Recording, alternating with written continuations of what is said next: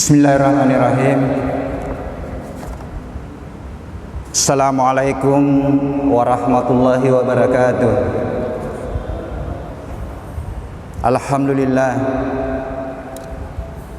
Alhamdulillahilladzi halakas samawati wal arda wa ma bainahuma. Allazi halakal insana min sulalatin min ma'in mahin. Allazi ansala minas sama'i ma'am fahraja bihi minas samarati rizqan lakum. Asyhadu an la ilaha illallah wa asyhadu anna Muhammadan abduhu wa rasuluhu la nabiyya ba'da. Hadirin sidang jamaah maghrib, para pendengar Radio Al-Markas yang insya Allah dimuliakan Allah. Puji dan syukur senantiasa kita panjatkan terhadap Allah, Tuhan yang menciptakan langit dan bumi serta seluruh yang ada di dalamnya. Tuhan yang menurunkan air hujan dari langit sebagai sumber kehidupan, sumber rezeki.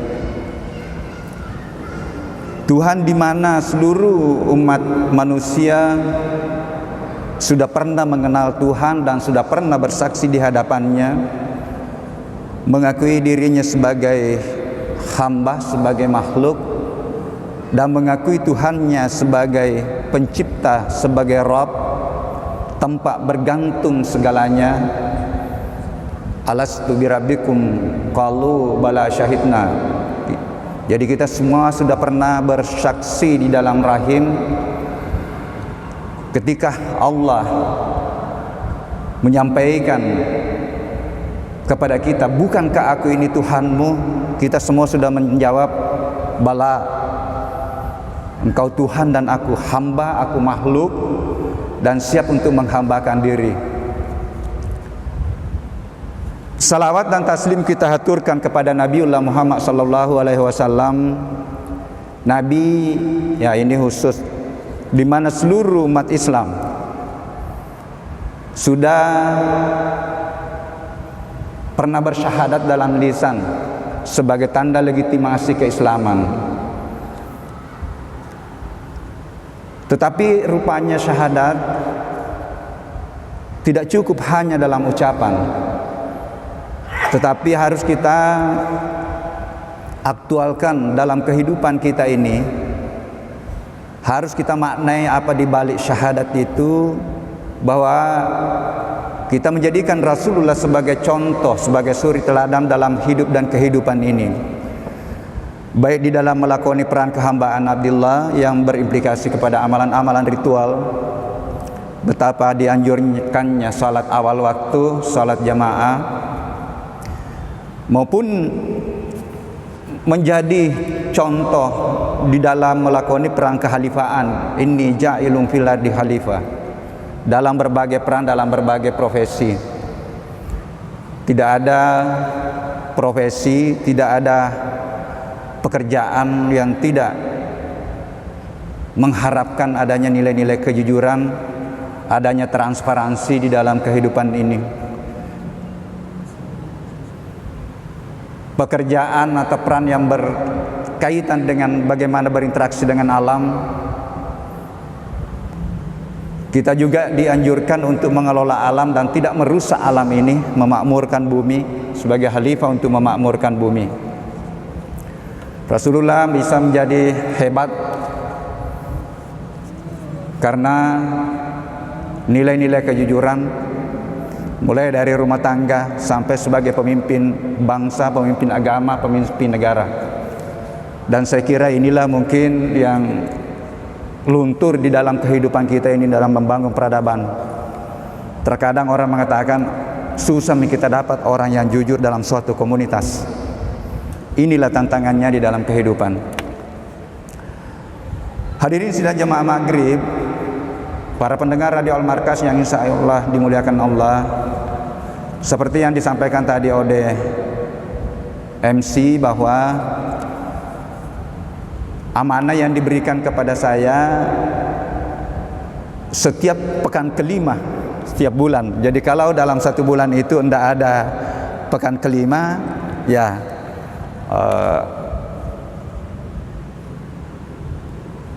saya istirahat juga. Ya, seperti bulan lalu kan tidak ada pekan kelimanya kalau tidak salah. Ya. Temanya adalah sains atau ilmu dan teknologi. Karena ini memang penting, ya. Karena sains atau ilmu dan teknologi inilah yang menjadi modal di dalam bagaimana menata kehidupan, membangun peradaban, sehingga ketika ilmu yang mendasari lahirnya suatu teknologi salah arah atau kurang pas di dalam menata keilmuan, itulah yang akan menghadirkan teknologi yang mungkin juga salah arah. Ini sudah 3 kali pertemuan. Di pertemuan pertama saya sudah sampaikan bahwa ilmu yang berkembang yang dipegang untuk sementara oleh Barat, untuk sementara, mudah-mudahan nanti akan dipegang oleh Timur, membangun peradaban dengan ilmu itu bebas nilai. Kita mencoba bagaimana ilmu itu terikat pada nilai. Karena kalau ilmu itu bebas nilai, itulah yang kita rasakan sekarang sebenarnya.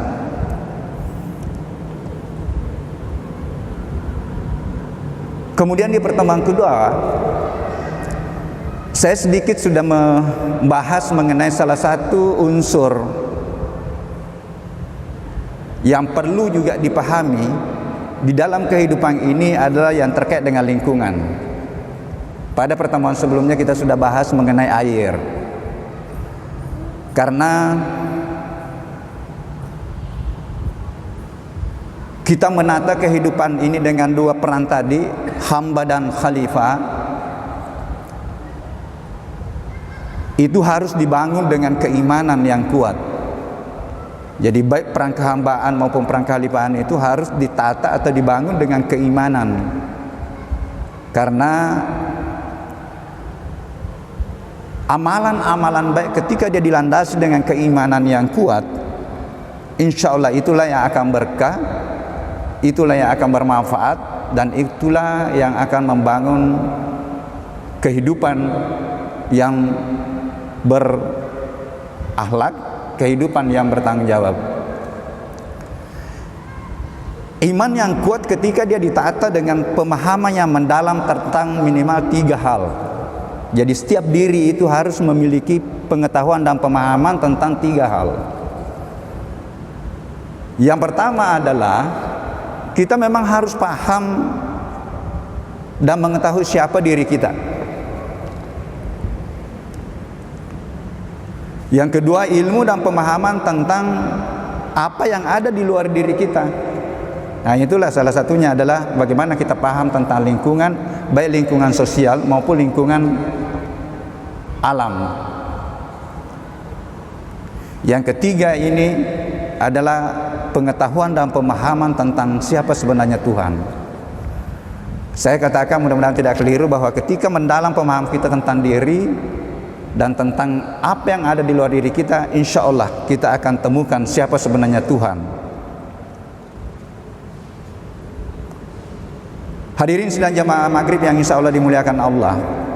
Pada pembahasan kedua, kita bahas salah satu unsur di luar diri kita yang perlu dipahami adalah tentang air.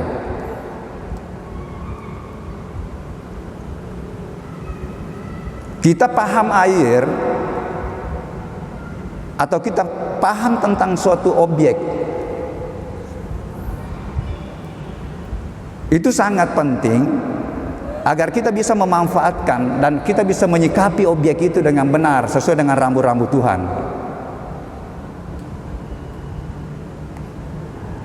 Kemudian kita pahami untuk menjadi dasar untuk pengembangan ilmu dan teknologi. Yang ketiga ini yang hakiki mungkin. Kita paham tentang suatu, kita menjadi dasar untuk memahami dan mengetahui siapa di balik apa yang kita paham, siapa di balik air. Ini yang mendasari pandangan saya bahwa apapun sebenarnya ilmu atau kajian yang kita kaji, itu sebenarnya adalah jalan untuk lebih mengenal Tuhan dan mendekatkan diri kepada Tuhan.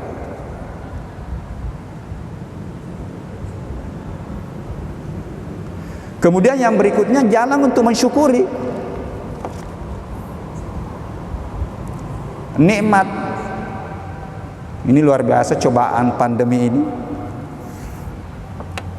Baru kita sadar betapa bermanfaatnya oksigen di dalam diri kita.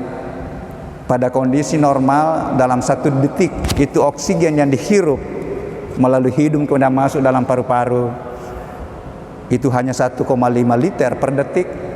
Ketika sudah terganggu paru-paru, sudah terganggu, itu sudah harus disemprotkan, dibantu dengan masker oksigen dan harus masuk 3 liter per detik. Dan rupanya kalau sudah pakai ventilator gitu, ventilator kan namanya itu 30 sampai 40 yang disemprotkan masuk. Nah, pada saat kondisi kita sehat ini kan gratis, tetapi pada saat kita sakit supaya sudah harus semua dibayar itu. Inilah perlunya kita merenung tentang sesuatu objek, tentang sesuatu hal yang bisa mengantar kita untuk bersyukur, mensyukuri nikmat Allah. Hadirin sidang jemaah maghrib yang insya Allah dimuliakan Allah. Pada pertemuan yang lalu, 2 bulan yang lalu kalau tidak salah, saya sudah singgung betapa air itu dia bisa bertasbih dalam 3 wujud dalam bahasa ininya. Dia bisa bertasbih dalam bentuk cair begini, bisa kita minum pada kondisi udara, suhu udara lingkungan. Dia bisa bertasbih dalam bentuk es, dia bisa bertasbih dalam bentuk uap air. Ruangan ini tidak bisa sejuk kalau tidak ada uap air. Saya juga sudah singgung sedikit mengenai bahwa segala yang hidup itu berasal dari air. Wa ja'alna minal ma'i kulli syai'in hayyin, bahwa seluruh yang hidup aku ciptakan dari air. Nah, pada kesempatan ini saya akan coba sedikit membahas dari mana sebenarnya itu air.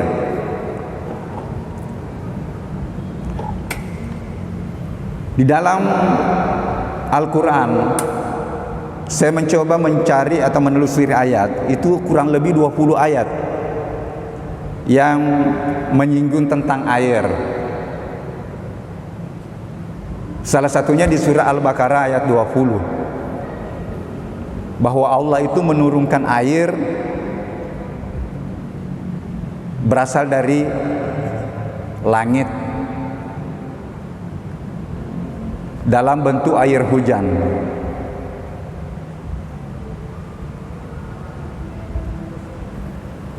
Nah, bagaimana prosesnya dia bisa turun menjadi air? Inilah yang dikaji di dalam pelajaran. Kalau di pertanian itu kita belajar mengenai klimatologi.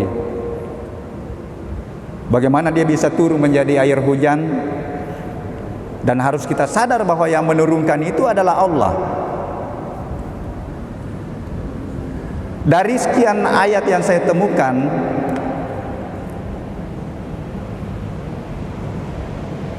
dari 20 ayat itu Allah sudah menyampaikan salah satunya bahwa air itu merupakan bahan baku kehidupan. Bahkan bahasanya, dengan aku menurunkan air, bumi itu akan hidup, dan dari situlah akan muncul sumber kehidupan, tanaman-tanaman, dan kita hidup dengan makan produk dari tanaman. Tetapi perlu disadari bahwa tanaman tidak bisa tumbuh ketika dia tidak ada air.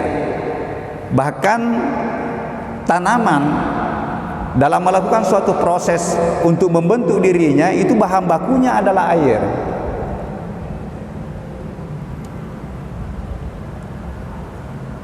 Tetapi dia bisa hidup itu tanpa campur tangan dengan manusia. Sebenarnya dia bisa hidup. Mungkin bisa kita lihat di hutan itu, dia bisa hidup. Kenapa? Dia memiliki keistimewaan. Ada suatu zat yang diberikan oleh Allah, namanya zat hijau daun atau klorofil. Dengan klorofilnya itulah dia bisa melakukan proses yang disebut dengan proses fotosintesis. Satu-satunya ciptaan Allah yang bisa mengolah, ya, yang bisa membentuk dirinya adalah tanaman. Makanya dalam ekologi itu istilahnya tanaman itu disebut dengan organisme autotrof. Dia bisa hidup sendiri. Kenapa dia bisa membentuk dirinya? Bahan bakunya air. Jadi bahan bakunya ada dua, namanya karbon dioksida, kemudian ditambah air, kemudian ada klorofilnya, membentuklah bahan organik dan melepaskan oksigen tadi yang saya sampaikan, itu menjadi bahan baku atau bahan yang sangat vital dibutuhkan dalam kehidupan. Nah, kalau kita pahami nanti ini semua, bahwa oksigen bersih yang kita hirup tadi, yang ketika dia bermasalah paru-paru kita, itu akan dibantu dengan menggunakan alat, itu berasal dari tanaman sebenarnya. Jadi oksigen bersih itu berasal dari tanaman. Nah, kalau kesadaran-kesadaran ini muncul, insya Allah kita akan menghargai tanaman. Karena kita tidak bisa hidup tanpa tanaman, dan tanamanlah yang memberikan, melepaskan oksigen bersih untuk kita hirup.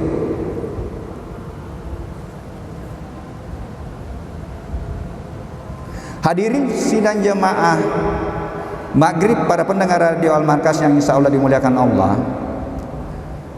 Di dalam ayat lain juga dijelaskan oleh Allah bahwa air hujan yang turun ke bumi kemudian masuk ke dalam lautan itu bisa menjadi alat transportasi. Itu dijelaskan di surat Ibrahim 32. Jadi ini menarik sebenarnya,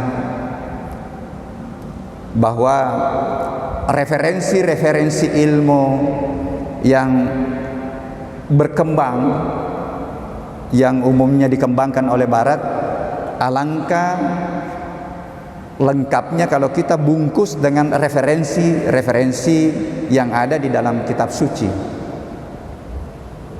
Bukan mencocok-cocokkan, tetapi memang referensi itu sudah bisa kita gunakan untuk bagaimana mengkonfirmasi dalam tanda petik ilmu yang berkembang, bahkan bisa menjadi sumber inspirasi di dalam mengembangkan suatu ilmu-ilmu baru.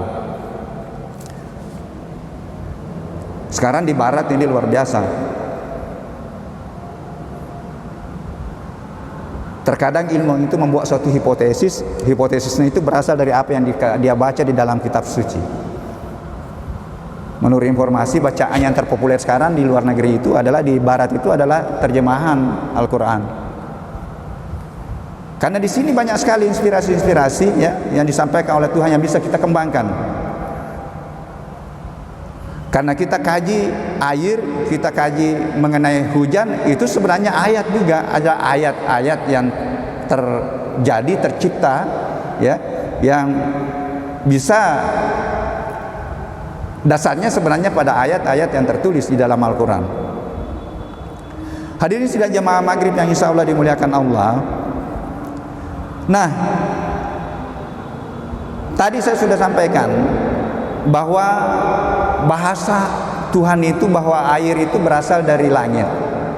Nah, langit di dalam bahasa ilmu pengetahuan atmosfer, ya, namanya atmosfer. Jadi bumi yang bulat ini itu dia memiliki selimut yang disebut dengan atmosfer.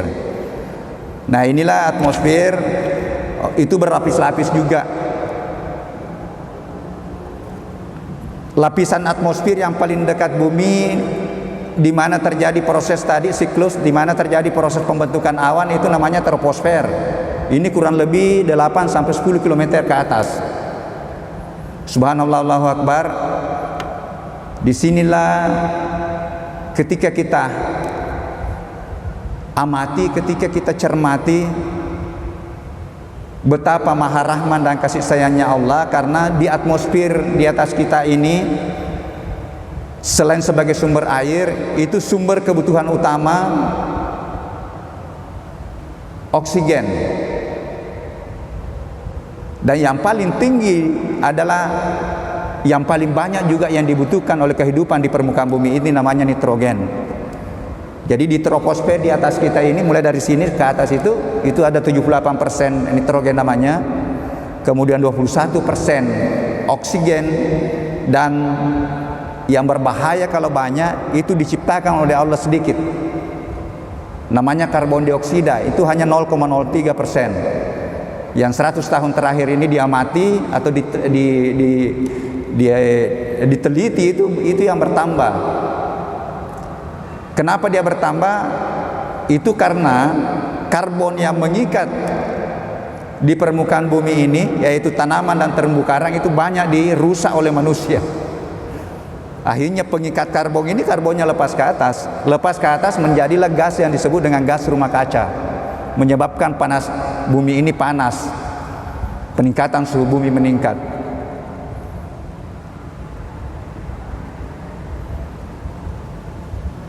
Akan berdampak terhadap terjadinya pencairan es di daerah kutub. Jadi saya mudah-mudahan tidak keliru bahwa sebenarnya proporsi air dari awal penciptaan alam semesta ini yang jadi es itu sudah ditentukan oleh Allah. Berapa persen yang menjadi es, berapa persen yang cair, dan berapa persen yang menjadi uap. Nah sekarang persentase yang membeku di daerah kutub sana itu berkurang karena sudah banyak pecah karena akibat dari pemanasan bumi. Nah panasnya bumi ya karena tadi meningkatnya karbon. Masih ada yang lain namanya metan, itu juga menjadi gas rumah kaca. Ya kenapa dikatakan gas rumah kaca? Karena gas-gas itu mirip dengan ketika mobil saya di bawah itu, saya parkir di bawah sinar matahari, ya sinar matahari bisa masuk ke di dalam ruang mobil itu. Setelah masuk di dalam tidak bisa lagi keluar. Kenapa? Karena dia bisa berubah gelombangnya, namanya menjadi gelombang panjang. Ya, dari gelombang pendek dia bisa tembus cahaya, dia bisa tembus kaca. Setelah itu sampai di dalam menjadi panas, tidak bisa keluar. Akhirnya berputar. Begitulah kurang lebih ilustrasinya. Nah, yang menjadi kaca di bumi ini itu tadi karbon dioksida dan metan, dan masih ada gas-gas lain. Tapi yang paling utama adalah karbon dioksida dan metan. Karbon dioksida sebagai bahan baku kehidupan, dia bermasalah ketika naik ke atas. Karena dia sebenarnya bahan baku kehidupan. Kalau tidak ada ini, tidak ada yang hidup. Karena tidak ada fotosintesis namanya. Nah ini juga ayat. Karena memang Allah menyampaikan, Saharal fasadu fil barri wal bahri bima kasabat aydin nas liyuziqahum ba'dal ladzi amilu la'allahum yarji'un. Terjadi kerusakan di darat dan di laut akibat dari ulahnya manusia. Dan pasti aku akan tunjukkan akibat dari ulahmu itu. Pasti aku akan tunjukkan supaya kembali bertaubat. Hadirin sidang jemaah maghrib yang insya Allah dimuliakan Allah. Nah, kalau kita pelajari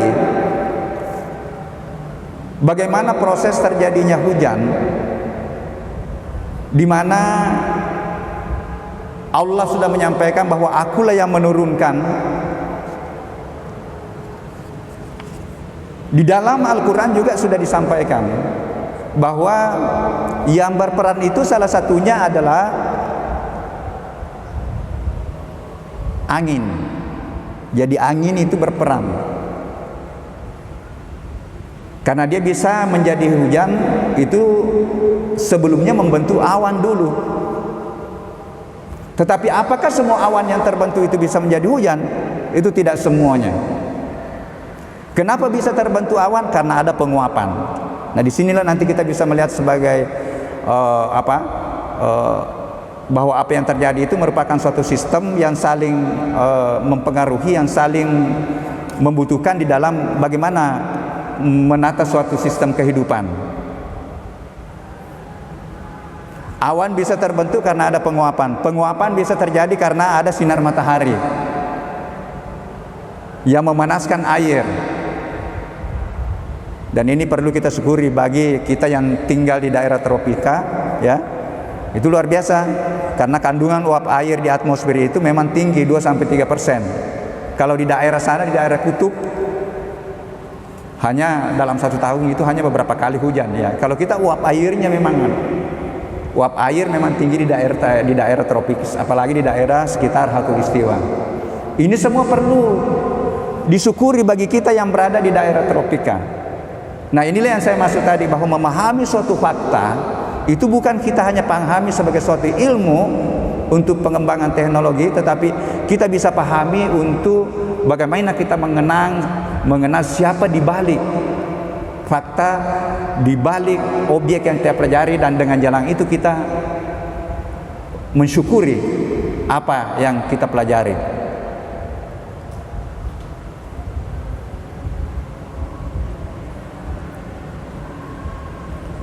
Jadi tidak semua awan yang naik itu, ya, bisa menjadi hujan.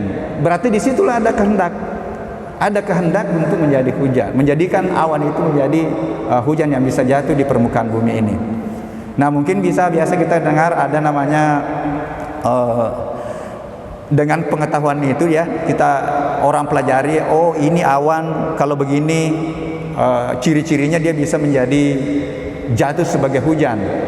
Disinilah hadir ilmu, ada namanya hujan buatan. Saya coba koreksi istilah itu kan. Sebenarnya saya bilang tidak ada yang bisa membuat hujan. Hanya hujan yang dipicu dengan pengetahuan manusia bahwa salah satu proses bisa turunnya menjadi air hujan itu dengan ada namanya proses penyatuan, ya. Proses penyatuan di mana uap-uap air kecil bisa menyatu menjadi uap air besar, sehingga ketika daya tarik bumi itu sudah lebih kuat daripada daya tarik ke atas, dia bisa turun menjadi air. Disitulah lahirlah bagaimana memicu supaya dia bisa menjadi uap-uap air besar. Bagaimana memicunya? Memberikan bahan, ya. Salah satunya itu kan yang dipakai untuk memicu itu adalah urea. Jadi bubuk urea yang ditaburkan ke awan. Orang juga pelajari, ya. Saya waktu di Bogor itu belajar modifikasi iklim, tapi tidak sempat praktek karena setiap kita mau terbang mempraktekkan itu bagaimana memicu terjadinya hujan, itu cuaca tidak memungkinkan untuk kita terbang. Di situ dipelajari, oh kalau begini modelnya awan ini, ketika dia disemprotkan dengan bahan tertentu, oh dia bisa jatuh sebagai air hujan. Nah, yang menjadi masalah, ya, ini mungkin sering kita lihat dan sering kita saksikan di media televisi. Terkadang orang dia mau menjatuhkan di suatu tempat, tetapi justru dia jatuh di tempat lain. Disinilah sekali lagi bahwa apapun yang kita lakukan itu tidak akan kita mendapatkan sesuatu yang kita harapkan ketika tidak ada kehendak. Dia mau jatuhkan di atas bendungan Jatiluhur karena Jakarta sudah kekurangan sumber air. Dibuat tadi, dipiculah awan itu untuk menjatuhkan hujan di atas bendungan Jatiluhur. Apa yang terjadi? Begitu mau jatuh, datang anginnya Allah dan jatuhnya di Bogor. Akhirnya apa yang terjadi? Tambah banjir lagi Jakarta. Inilah contoh-contoh yang perlu kita pahami, bahwa jangan terlalu sombong dengan ilmu, karena terkadang kita prediksi akan terjadi dengan ilmu akal kita, akal pikiran kita, tetapi tidak terjadi apa yang akan kita kehendaki. Berarti ada kehendak di balik itu. Ada yang berkuasa. Ini yang biasa terkadang saya merenung, kok bisa orang tidak percaya dengan adanya Tuhan. Hujan katanya itu kan proses alami. Itu tadi ada matahari menyinari air, kemudian terjadi penguapan membentuk awan dan akan jatuh, itu katanya itu proses alami itu. Saya bilang atur mi pale. Berapa yang harus jatuh di tempat A, Kapan jatuh? Kalau memang tidak ada yang mengatur, tidak ada kehendak di balik itu. Ya, terkadang orang mau jatuhkan yang mengharapkan hujan di daerah pertanaman padi yang memang membutuhkan air, ya dia justru tergiring jatuh di atas padi misalnya yang sudah siap panen. Nah, kalau memang tidak ada keterlibatan yang maha kuasa di balik itu atur nih pale. Wah, jangan jatuh dulu di Maros karena tidak dibutuhkan di sana. Ini kan tidak bisa. Hadirin sidang jemaah maghrib yang insya Allah dimuliakan Allah, jadi hal-hal begini yang perlu kita renungkan ya di dalam bagaimana dari mana mengembangkan ilmu ya. Bagaimana kita menyikapi kehidupan ya.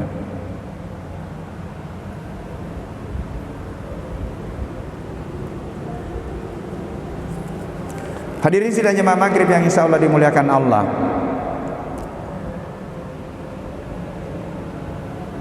mempelajari air dan mempelajari bagaimana proses terjadinya itu juga merupakan suatu perintah. Ya, meskipun mempelajari ini sesuai dengan kapasitas kita. Kalau saya sebagai pengajar di bidang klimatologi, ya saya harus belajarnya itu ya lebih mendalam. Tetapi kalau orang awam itu minimal dia mempelajari bahwa di balik itu ada rahasia-rahasia Tuhan yang bisa mengantar kita untuk lebih mengenal Tuhan dan mendekatkan diri kepada Tuhan. Minimal kita mensyukuri nikmat itu. Di dalam surah Al-Hajj 63 ini juga Allah memang menyampaikan, alam tara annallaha ansala minas sama'i ma'an. Tidakkah kau memperhatikan bahwa Allah itu menurunkan hujan untuk menghidupkan bumi? Tidakkah kamu memperhatikan? Berarti kita memang disuruh untuk mempelajari. Jadi sekali lagi, mempelajari suatu objek ya bukan hanya bahwa itu adalah kepentingan untuk ilmu pengetahuan, tetapi bisa menjadi jalan untuk bagaimana kita mensyukuri apa yang kita pelajari.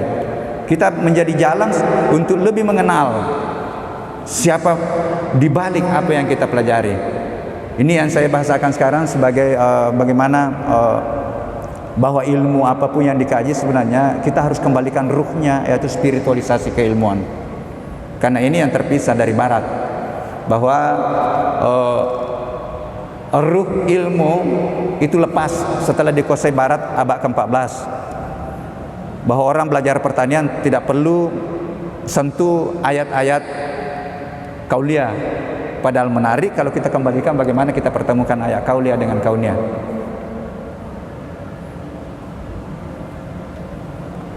Saya singgung sedikit di sini. Yang lalu kami didapat oleh salah seorang senior saya yang sering juga ceramah di sini. Dia bilang begini, ini hal yang menyikapi corona, karena saya mencoba menyuarakan, saya bilang harus dibungkus atau dilengkapi dengan pendekatan-pendekatan ikhtiar spiritual menyikapi persoalan ini. Karena saya katakan begini, kita ini samanya adalah zaman ilmu pengetahuan yang terlalu hanya mengandalkan pikiran atau rasio dalam tanda petik. Tetapi saya bilang perlu juga kita pelajari. Ketika orang mengatakan bahwa ilmu yang berkembang itu adalah berdasarkan pengalaman dan berdasarkan rasio, ya, kita belajar dari pengalaman akhirnya menghasilkan suatu ilmu dan mengambil suatu kebijakan, mengambil suatu tindakan, sikap.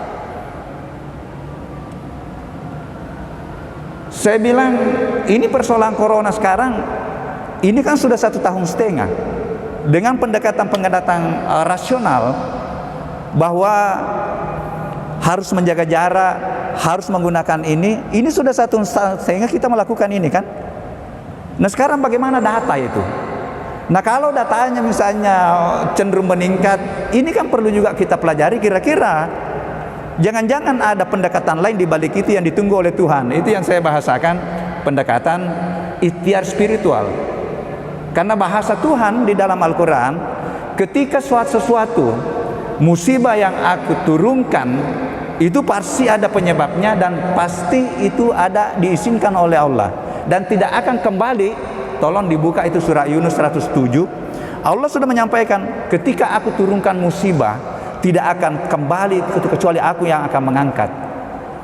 Dan Allah juga menyampaikan ketika pendekatannya, peningkatan keimanan dan ketakwaan untuk menyikapi suatu musibah, aku yang akan turun untuk memberikan solusi. Nah, disitulah ada yang men-share, ada seorang kiai yang men-share bagaimana salat sunnah, bagaimana salat itu bisa meningkatkan saturasi oksigen, dan dia sudah ukur pada saat salat tahajud, pada saat salat duha, pada saat salat subuh, di sini telah ditemukan bahwa di situlah saturasi oksigen sangat tinggi, ya. Kemudian salat sunnah ini sudah di puasa sunnah, puasa ini juga sudah ditemukan melalui pendekatan ilmu yang namanya mekanisme autofagi di dalam tubuh kita. Ini yang temukan ini dapat hadiah Nobel. Kalau kita lapar, kita puasa, itu akan muncul dalam tanda petik tentara tubuh itu, ya, yang akan menerkam hasil-hasil metabolisme tubuh di tingkat sel yang bersifat racun. Dia terkam, termasuk kalau ada virus masuk, dia terkam itu. Kemudian dia olah menjadi suatu sumber energi dan bahkan menjadi imun. Ini dapat hadiah Nobel yang temukan ini. Maksud saya, kenapa tidak pernah disuara-suarakan yang begini dalam menyikapi persoalan ini? Saya didebat dalam tanda petik, Pak Mir, kalau begitu cara berpikirnya itu ditutup kedokteran di Unhas. Saya bilang, kalau saya tidak begitu berpikirku, nah semati itu ilmu. Saya bilang justru hidup ilmu ketika dia dibungkus dengan spiritualisasi keilmuan. Sudah 500 tahun memang ini ilmu ini mati dalam tanda petik, karena dia dipisahkan dengan nilai-nilai spiritual keilmuan, jadi ruhnya hilang. Membangun peradaban, itulah dikotomi keilmuan. Tidak usah disentuh, pertanyaan tidak usah disentuh itu ayat, padahal mestinya begitu. Itulah yang membangun peradaban sekarang. Ekonomi yang berkembang, ekonomi kapitalis, ya, itu yang berkembang. Pertanian berkembang mengabaikan kelestarian alam, padahal referensi utamanya Quran mengatakan kelola alam tetapi jangan merusak. Makan dan minum rezekiku tetapi janganlah merusak alam ini. Kulu washrabu min rizqillah wa la ta'saw fil ardi mufsidin. Banyak ayat. Aku tidak suka hamba yang berbuat kerusakan. Innallaha, banyak ayat itu, la yuhibbu, dia tidak mencintai orang yang berbuat kerusakan. Ini yang menjadi frame-frame di dalam bagaimana menata ilmu dan menata teknologi. Sehingga sekarang kan saya coba itu, bahwa syarat sebenarnya ilmu pertanian masa depan ketika dia memiliki 3 syarat. Yang pertama adalah produktif, yang kedua adalah sehat, yang ketiga adalah ramah terhadap lingkungan. Karena itulah bahasa Quran. Untuk apa tinggi produksi kalau dia merusak alam? Pendekatannya bahan kimia, sakitlah orang yang makan. Ya, sekarang kan banyak penyakit aneh yang muncul. Itu sebenarnya salah satunya adalah akibat dari residu bahan kimia yang ada di produk pertanian yang dimakan oleh manusia. Nah, sehingga saya berpikir ini perlu diajarkan juga etika lingkungan di pertanian, etika lingkungan, etika produksi. Karena ini terkait dengan bagaimana kesehatan konsumen, bahkan kesehatan petani sendiri yang terlibat di dalam proses produksi. Hadirin sidang jamaah Maghrib yang insya Allah dimuliakan Allah, saya kira itu menjadi bahan renungan yang saya sampaikan pada kesempatan ini. Saya ulang lagi bahwa mempelajari suatu objek itu bukan hanya berkaitan dengan pengembangan ilmu, tetapi dengan mempelajari sesuatu itu bisa kita lebih mengenal siapa di balik ilmu, di balik objek yang kita pelajari, dan jalan kita untuk mensyukuri nikmat Allah. Saya kira itu, mudah-mudahan ada manfaatnya. Ini sudah masuk waktu Isya dan mohon maaf atas segala kekurangannya. Wallahu muwaffiq ila aqwamit thoriq. Assalamualaikum warahmatullahi wabarakatuh.